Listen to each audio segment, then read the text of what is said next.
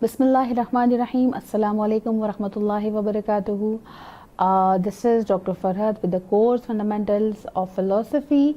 And interestingly, in last lecture we have started a very interesting topic, the very interesting area of the philosophy, that is the tools of the philosophy or the sources of the philosophy. And if we just recall what we have discussed in previous lecture, let's have a summary that what we have discussed. If we remember, we have discussed that there are mainly five sources, five tools of the philosophy, which includes the perception, the inference, the intellect, intuition, and the authority.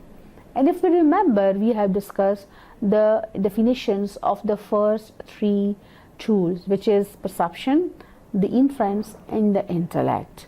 And if just look back in our previous lecture, that the perception is a tool of the philosophy providing you the information and the knowledge based on your sense perception while looking at something, while listening something, while testing something or some object. It's basically your sense perception. Secondly, the intellect is the ability to recognize the true and the false fact taken from the perception is being considered as an intellect. And thirdly is the inference. The inference is basically the conclusive, ability, or the conclusive, tool which provides the conclusion of the philosophical information or the philosophical knowledge. And if you remember, we have discussed some claims based on these three tools of the philosophy. One is basically that if a claim is whether rationally defensible or not defensible, and we have discussed the weak and the strong claims as well. And in the weak sense, we have discussed that if we claim that today is Monday and Wednesday both, it is not rationally defensible claim. But if we claim that it is an elephant in your living room, it is not self-contradictory, but it is inconsistent in its existence. So it could be not strong but not weak in rationally defensible claim. And thirdly, we have discussed that if we have been informed that there is an angel in your living room, that is neither rationally deniable or either it could be defensible in a strong sense, because the angels are the perceptible living being and the people might have seen them as well. So today we continue our discussion based on these claims and based on these arguments, that what makes a belief or a proposition rationally indefensible. In the first case we have discussed the defensible, but now we are going to discuss that in what conditions the claim is indefensible. So if you look at the definition, a belief or a proposition that is unreliable with itself, just like self-contradictory, we can take the example of the first claim, today is both Monday and Wednesday, is a self-contradictory, so it is indefensible, and it is rationally defenseless. It is not defensible. Any belief or any proposition that is self-contradictory is not only false but necessarily so. Its truth is logically impossible, just like the claim today is both Monday and Wednesday. Secondly, if we have to bear in the mind that a belief or a perception that is inconsistent with the evidence of the common sense or the scientific experience is rationally indefensible as well. So any such belief or proposition is at least probably false. Just take the example of the second claim. if there is an elephant in your living room, it's scientifically cannot be perceptible. At the same time, it cannot be defensible, rather it is indefensible. Okay, so we come up with the points that whether a belief is rationally defensible, but now we are discussing that whether our claim is rationally indefensible or not. And based on this fact, there are two groups of the philosophy. One group believes in the rationality and one other group believes in the empiricists or the empirical evidences. So what would they say about the facts and the claims rationally defensible or not? They say, the rationalist says that, and they always have tried to show that we can understand, the rationalist says we can understand the world by a careful use of reason. And this guarantees the indoubtability of our knowledge, but leaves serious questions about its perceptical content. So they totally deny that you should believe in your perception, rather they are of the opinion on the rationality of the argument, on the rationality of the fact. So they says that it might be wrong that someone thinks that it is a fact, but for the other group it might be wrong or it might be not acceptable. So they says that we accept the fact or the information based on the rationality. But on the other hand, the empiricists argued that all of our knowledge must be firmly grounded in the experience, and the practical content is thus secured. But it turns out that we can be certain of very little. So empiricists say that we should determine the fact based on our experience, based on our empirical evidences provided by the scientific truth or the scientific experiences. So they both group are we can say are on the opposite or the opposition of each other. The one believe in the reason and the rationality of the fact, and no matter whether your sense perception accept it, your experience accept it or not. But on the other hand, the other group, the empiricists, believe in the scientific information, scientific experience, and the empirical evidences as well. So later on, the later philosopher, just like the Kant philosophy of the knowledge, requires that we frame the epistemological problem in an entirely different way.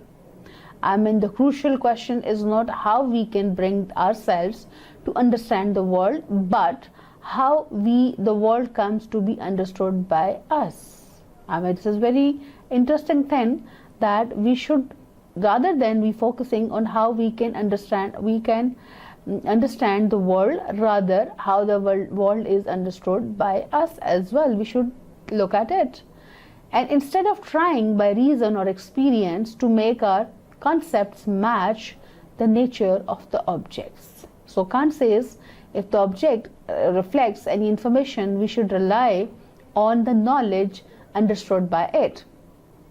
So we can say that the Kant held we must allow the structure of our concepts shape our experience of the objects as well. So this is the purpose of the Kant's critique of the pure reason. This is basically his theory of the critique, we can say as a critique of the pure reason. He says that the reason does not always fulfill the information provided by the sense perception. And he says, to show how reason determines the conditions under what experience and the knowledge are possible. So he basically gathered together both. He says when there is no information is being provided by the sense perception, we need the reason to understand the fact or the reality of the argument. So earlier, if we were considering the claim, I mean based on the Kant's philosophy and the rationalist and the empiricist, so we came across that we appeal to the sense perception in order to test the rational defensibility of the claim. I mean, we should consider that rationally whether the claim is defensible or not. And however, many claims, philosophical or otherwise, can be neither established nor refuted through the sense perception. Rather, we can say they are inferential in the nature. For example, I can and do perceive crows, and every crow I have ever seen as a black. I mean, we can say that the crow is black. It's basically the information, the inferential information I have taken from, or I have perceived from the crows I have seen into my life. From this perceptible experience, I infer. I mean, here the infer is basically works like that all crows are black, because since my childhood I have been watching, I've been seeing the crows, their color is black. So now, even though this claim is based on the perceptual experience, it cannot be evaluated through the direct perception, because no one can have a perception of all crows in the world.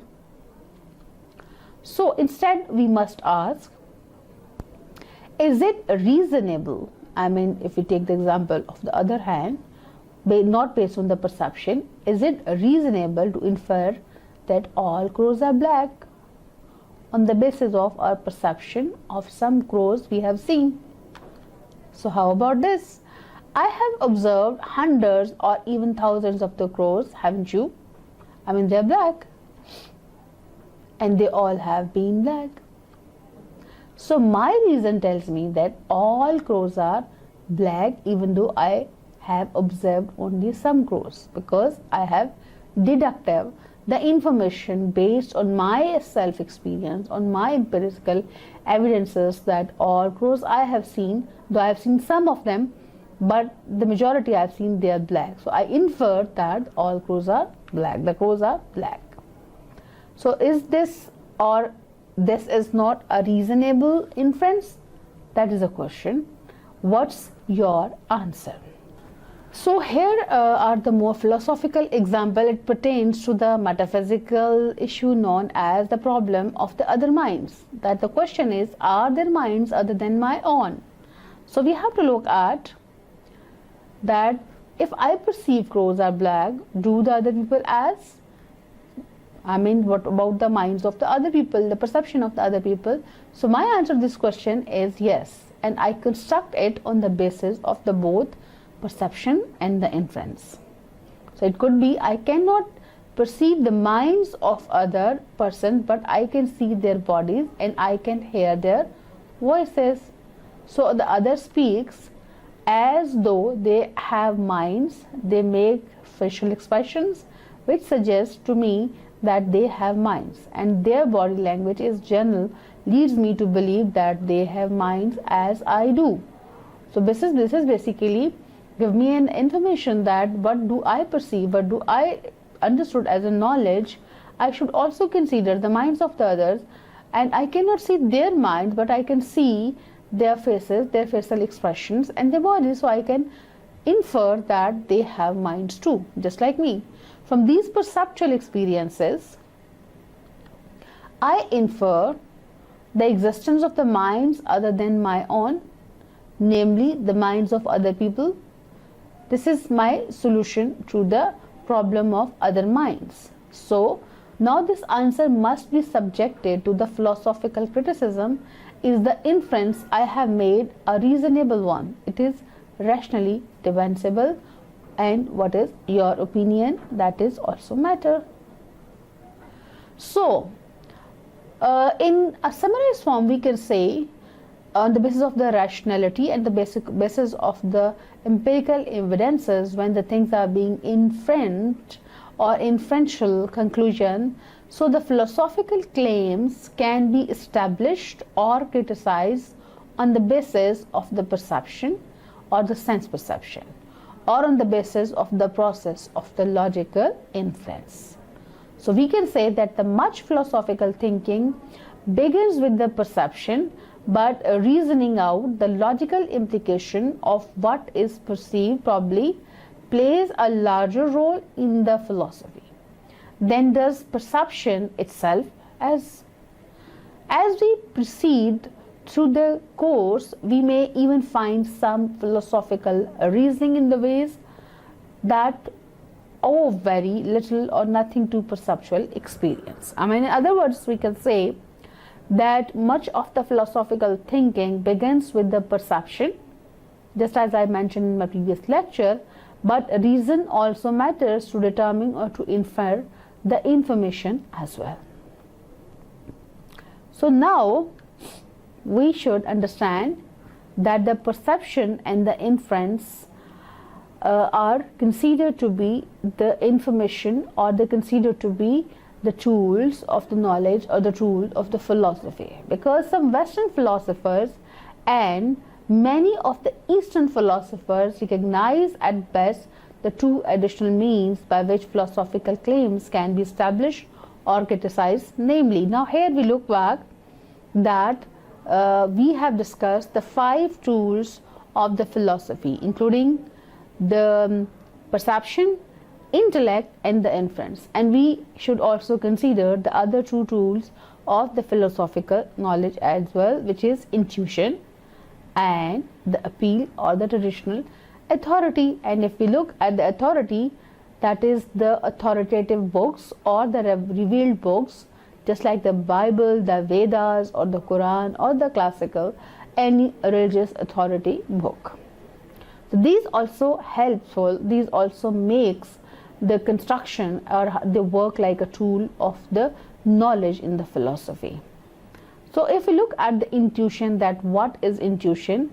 Intuition is basically the immediate, the direct apprehension or understanding of knowing of something without the use of the discourse reasoning. I mean, apprehensively or abruptly something comes into your mind and that provides you an information or a knowledge. That is basically the intuition, or it could be considered to be the gut feeling. It is a process of inference.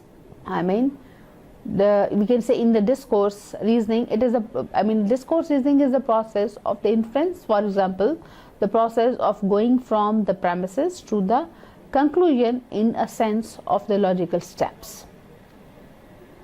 But in intuition, it is basically goes in different way. Just like the intuition is a feeling or thought you have about something without knowing why you feel. That way it's a function of the unconscious mind that you don't consciously control or perceive. It is synonymously with hunch or a gut feeling as well. Just as I mentioned earlier, abruptly or apprehensively something comes into your mind as information. It provides you, or it stops you, it asks you to do something, or it stops you to do something. Or we can say intuition has a complicated role in the philosophy and the science as well. On one side, as an intuition is not a reliable source of information, because it's just a gut feeling. Just because you feel something doesn't mean it is a true. If you are feeling something, does not mean on the philosophical ground that it is it's true as well. Actually, the perception is a form of intuition. When you feel, when you hear, when you listen, it basically leads you toward the intuition. Some philosophical or the philosophical domains or the philosopher distinguishes between the sensible or the sensory intuition based on your sense perception, or intelligible intuition as well. Though we can say that the sensible intuition or the perception we can know directly without using discursive reasoning. That, for example, the physical objects such as the tables, chairs, which exist and we can touch them and we can feel them. So our intuition based on these facts is basically an intangible intuition. But through the intangible intuition and the intellectual perception, we can know certain things in the realm of the ideas, not the perceptible objects, directly and non-inferential. For example, that every effect must have a cause, that a proposition, and A is true or false, that an infinite whole is the larger, than any of the on its parts. That's the perfect being cannot have any defects as well. So we can say that in intangible, gut feeling is different from the sensible intuition. Intangible is a, we can say, a preposition inferentially or based on in the intuition comes into your mind, but rather the sensible intuition is basically based on any of your sense perception as well. So we can say some also claim that we have intuitional knowledge of being, of God, of self, of moral or truth. So this is basically based on the intuition that they do feel their self, they do feel God, they do feel their being. So that means they are living. There is existence of the God, there is existence of the moral or the truth as well.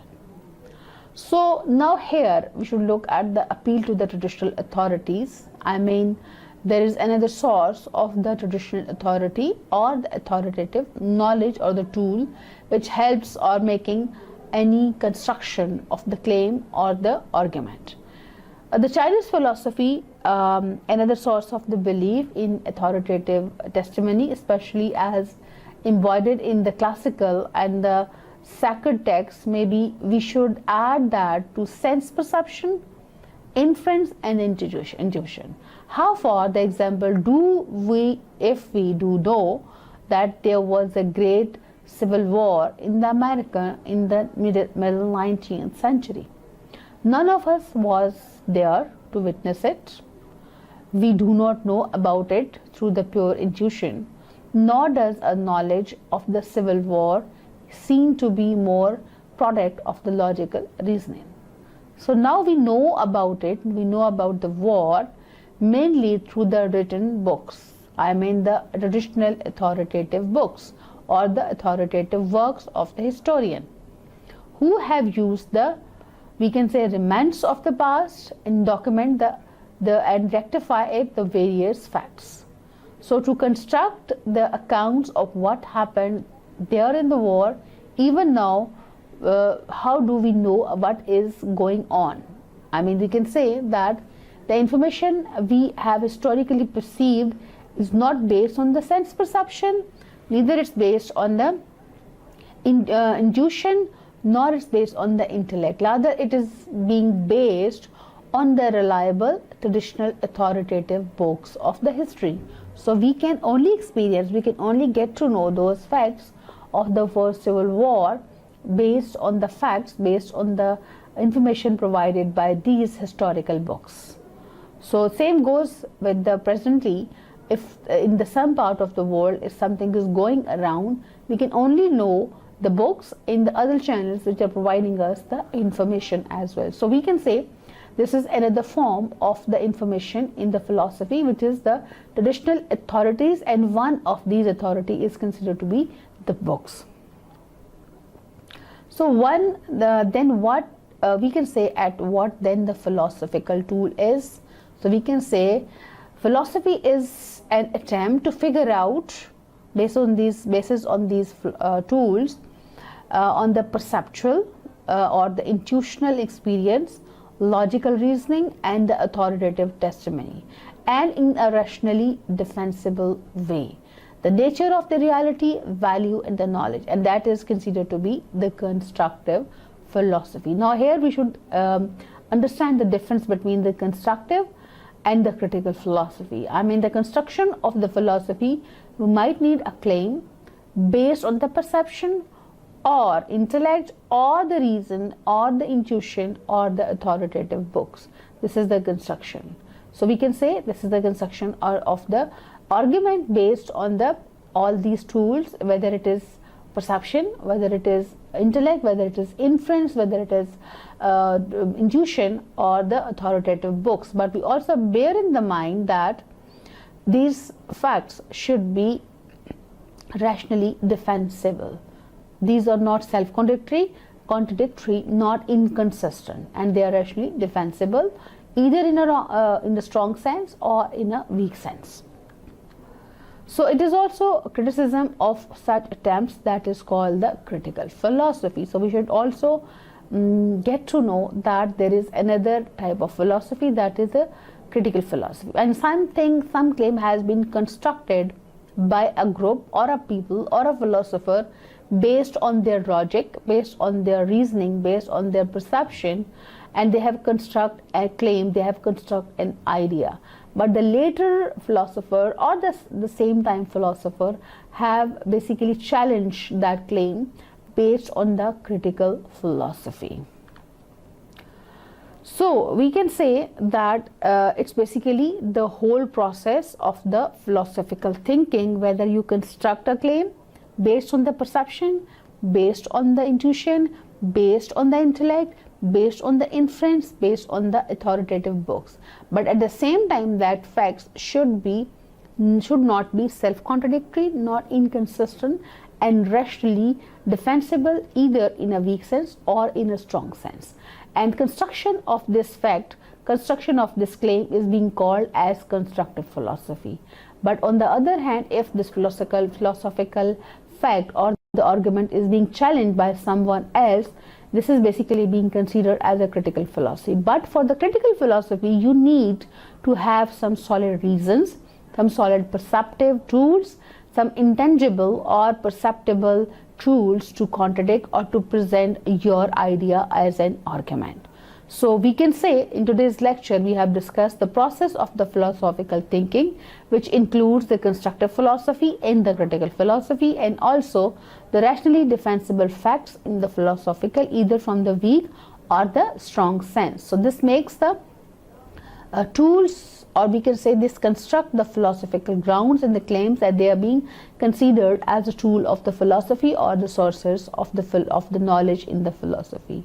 So this is all from for today's lecture. Thank you very much for listening. Thank you very much for your patience. See you in next lecture, inshallah. Assalamu alaikum wa rahmatullahi wa barakatuh.